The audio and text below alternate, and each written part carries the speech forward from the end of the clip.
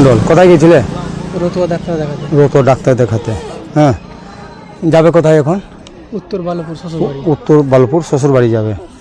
তো মাথায় হেলমেট কেন নাওনি? স্যার ওই তো ডাক্তারকে ফোন করলাম, তো ফোন তুললো না, ওই জন্য হাঁকা বাঁকা করে হেলমেটটা খেলে আরে বাবা, হাঁকা বাঁকা ফোন তুললো না, কি করলো না, ওটা দেখে দিলাম না। হেলমেটটা তুমি লুকিং গ্লাসে রেখে দিবে, যেখান থেকে যাবে ও লুকিং গ্লাসে হেলমেটটা রাখবে। যখন গাড়ি বের করবে আগে হেলমেট মাথায় দিবে, তারপরে গাড়ি বের করো। স্যার হেলমেট নিয়ে পারে কিন্তু, এবং দুজনই হেলমেট পরবে। তুমি যেরকম হেলমেট পরবে, দিদিভাইও হেলমেট পরবে। একটা ছোট বাচ্চা আছে, তুমি বাড়ির খুঁটি, হ্যাঁ।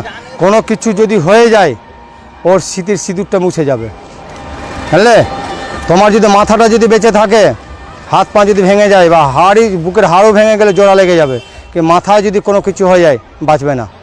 তাহলে তুমি যদি চলে যাও, তাহলে দিদিভাই তো ও কে খেটে খাওয়াবে?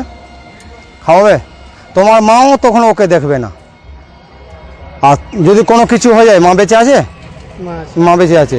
সবচাইতে বেশি কে কাঁদবে বলো তো? মা কাঁদবে।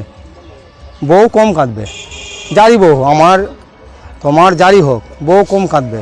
মা পেটে জন্ম 10 মাস 10 দিন রেখেছে, তো ওর কষ্টটা বেশি, ও কাঁদবে বেশি।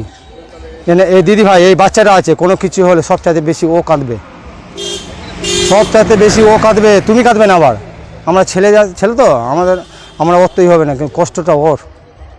এইসব যখনই আসবে, ড্রাইভিং লাইসেন্স অবশ্যই, এবং মাথায় হেলমেট অবশ্যই, এবং নিজেকে ভালোবাসো।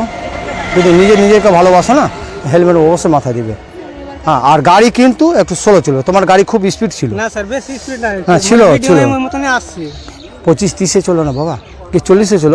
ও কি আছে, ও 10 মিনিট আগে ওটাতে পৌঁছাবে, 10 মিনিট পরে পৌঁছাবে, তো সুস্থভাবে যাবে তো। হ্যাঁ, ওই তো বললাম একটু, হ্যাঁ, ওই জন্য বললাম ও একদম লিমিটে চলবে। জীবনটা তোমার, তুমি বেঁচে থাকলে সব ঠিক আছে, বুঝলে? এরপর অবশ্যই হেলমেট পরবে। ঠিক।